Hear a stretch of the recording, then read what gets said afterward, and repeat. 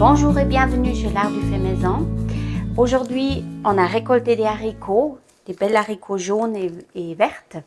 Et on va les mettre en bocaux pour l'hiver, pour pouvoir les consommer l'hiver. Pour cela, j'ai choisi la méthode en autoclave parce que l'haricot, c'est un légume alcalin comme la plupart des légumes, à part la tomate. On est obligé de les faire en autoclave. Donc en autoclave, ça veut dire sous haute pression pour une question de sécurité alimentaire, pour prévenir aussi le développement du botulisme.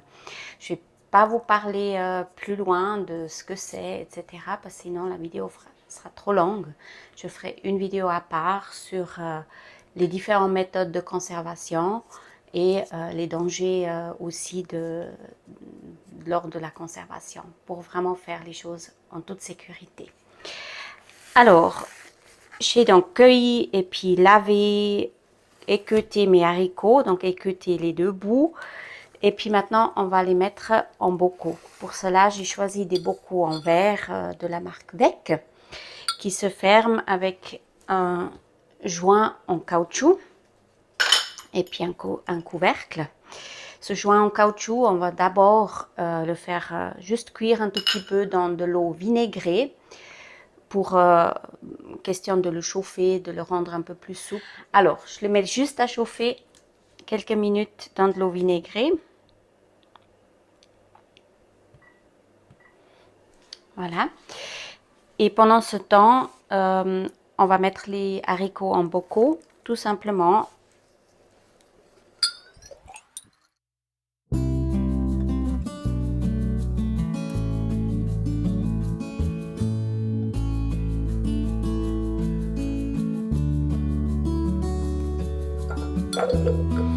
On peut également les couper si on a envie de les mettre en petits morceaux ou tout simplement entiers comme je le fais là.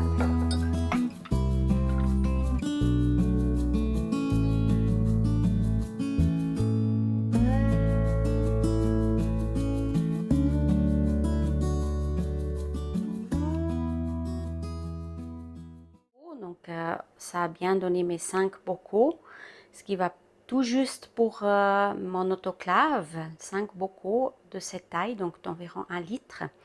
Les haricots qui dépassent, on va juste les couper à l'aide d'un couteau, comme ça, hop, et puis faire tomber dedans, comme ça, ils sont bien dedans, ça c'est important.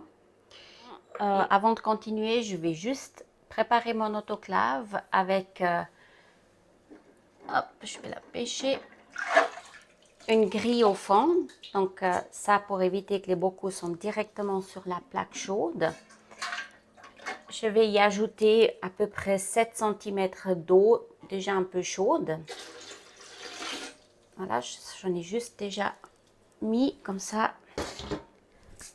On a 7 cm au fond. Et puis je vais déjà enclencher pour que ça puisse chauffer parce qu'après ça prend pas mal de temps. Et si l'eau elle est déjà chaude là-dedans, ça prendra moins de temps. C'est-à-dire les haricots resteront le moins longtemps possible dans l'autoclave pour éviter qu'ils sont vraiment trop cuits. Et puis ils seront de toute façon bien cuits, mais pour qu'ils partent vraiment en purée. Voilà. Alors maintenant, dans chaque bocal, je vais ajouter un tout petit peu de sel. L'année passée, j'ai essayé de faire sans sel, alors je ne vous le conseille pas. Mettez un tout petit peu, c'est comme vous voulez, ce n'est pas une obligation, mais au goût, c'est quand même meilleur quand il y a un tout petit peu de sel. Pas besoin de mettre beaucoup, mais un peu de sel, je vous le conseille.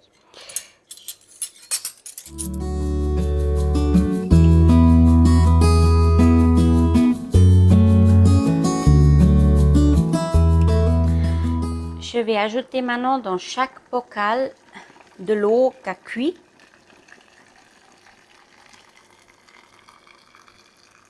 Et je vais laisser à peu près 2 cm et demi depuis le haut du bord libre.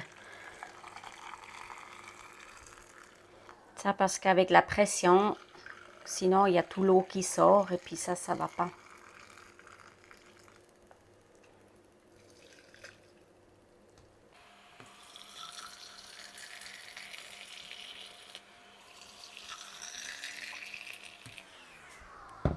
Voilà. Ensuite, il est très important de nettoyer toujours bien les bords de chaque bocal.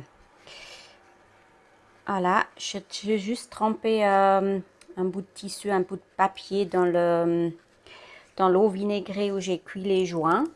Comme ça, c'est chaud. Et puis, j'essuie chaque bord. S'il reste un tout petit peu, je sais pas, une poussière ou quelque chose qui reste dessus, ou bien le bocal est un tout petit peu éméché à un endroit, ça va empêcher que le vide se fasse et puis votre conserve, elle va pas se conserver.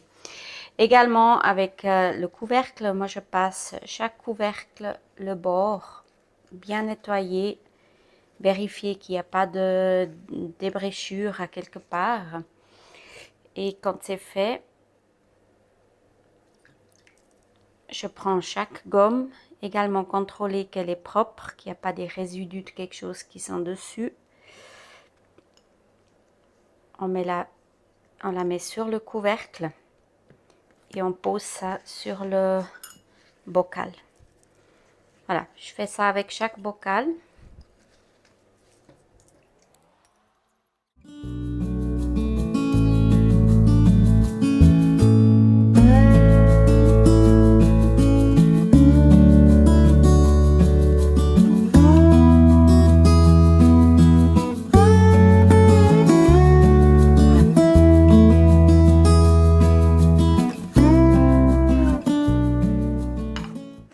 Voilà.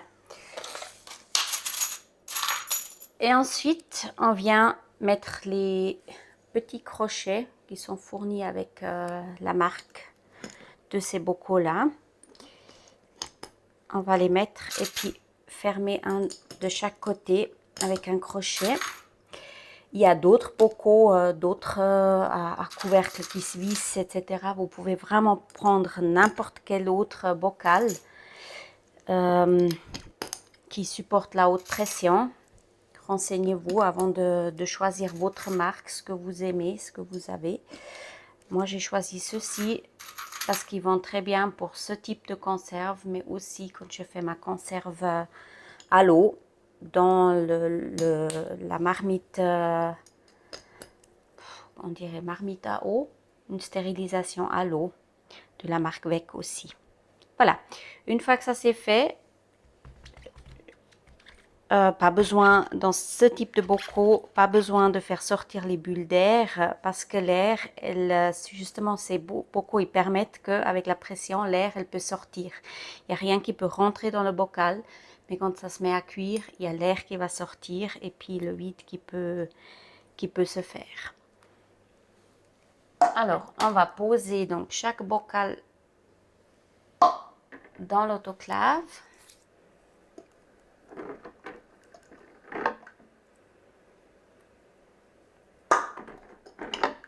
Et j'ai juste la place de mettre 5 bocaux dedans, de cette taille.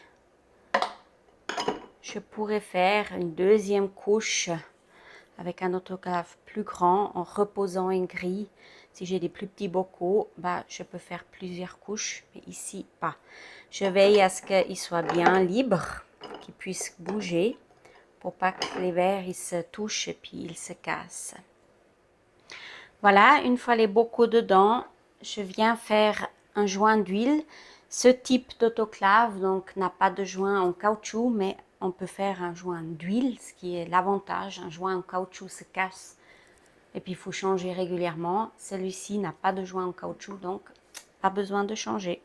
Par contre, vous prenez un peu d'huile, huile à salade, n'importe quelle huile, et puis il faut juste venir faire un joint d'huile là autour. C'est déjà chaud. Voilà. Et on va faire la même chose sur le couvercle. Donc juste induire avec un tout petit peu d'huile tout autour.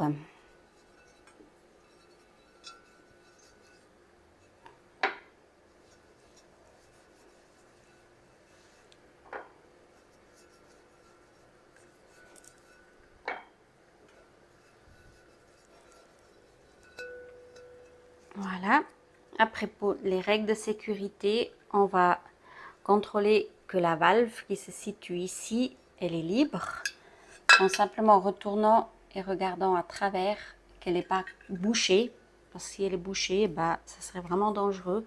C'est quand même une marmite sous haute pression, donc une vraie bombe. Alors, je vous rassure, ça fait peur la première fois quand on utilise, mais après on voit que c'est ultra simple. Il faut respecter quelques règles de sécurité et puis après c'est simple. Je vous ferai une vidéo à ce sujet-là à part. Voilà, alors je viens placer mon couvercle et puis je ferme avec les crochets là autour que je vais visser. Je veille à ce que ça soit à peu près égal, l'espace soit égal tout autour. Donc d'abord je pose, je visse un peu et puis après on vient serrer simultanément les côtés opposés.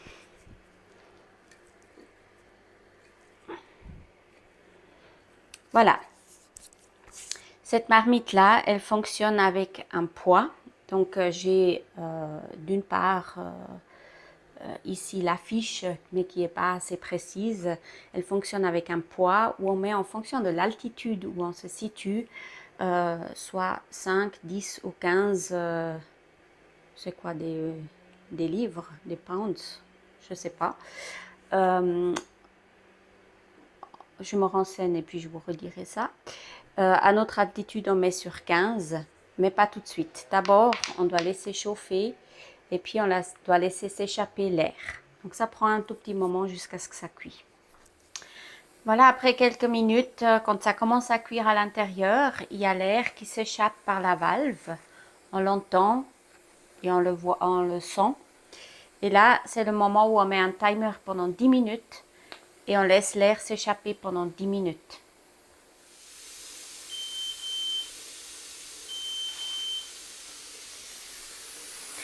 Voilà nos 10 minutes écoulées.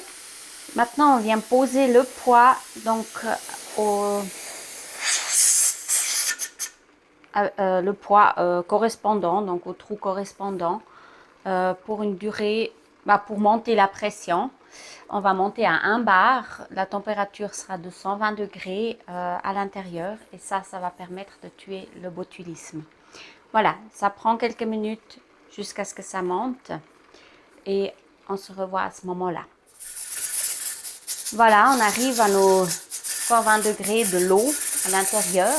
La pression, elle est énorme et le poids qui est là-dessus, on l'entend, il commence à danser sur la valve. Là, c'est le moment qu'on doit stabiliser la température. Ça veut dire on va baisser un tout petit peu le feu. Important, c'est qu'on ne doit pas trop baisser parce que si ça arrête complètement de danser, on peut tout recommencer à zéro. Veillez à ce que ça danse au moins 4 fois la minute. Au bout d'un moment, vous commencez à connaître vos plaques et à savoir sur combien il faut mettre la plaque. J'espère que ça ne va pas trop gêner le micro, ce bruit.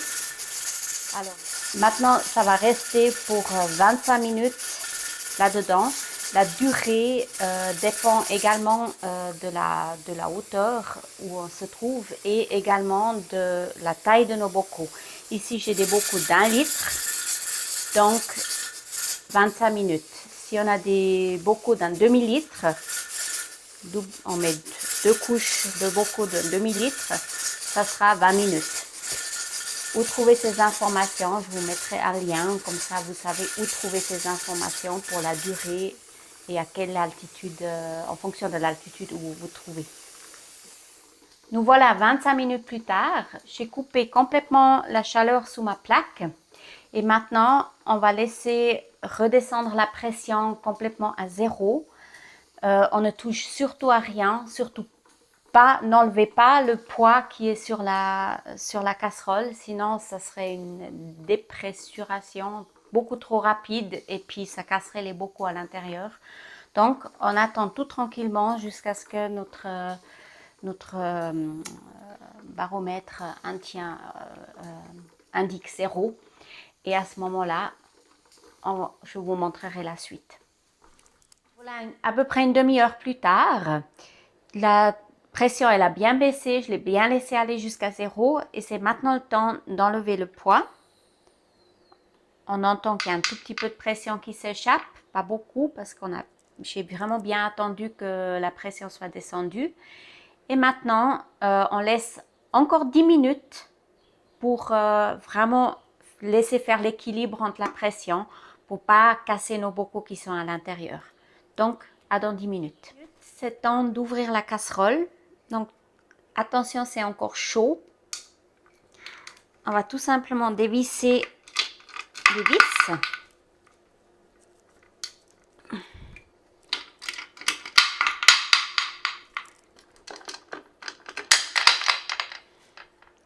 Et là, attention à ne pas se brûler. Il y a beaucoup de vapeur qui va s'échapper. Donc, on ouvre gentiment.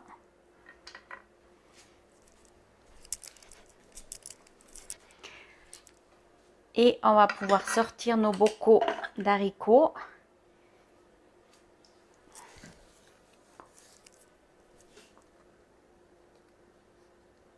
On ne les voit pas là.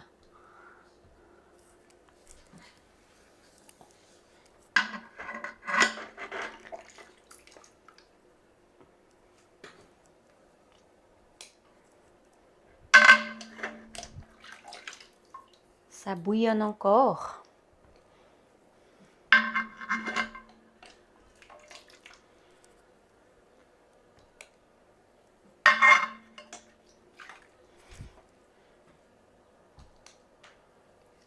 Voilà, et le tour est joué. Donc là, les haricots fraîchement sortis. On va laisser refroidir avant de les ranger.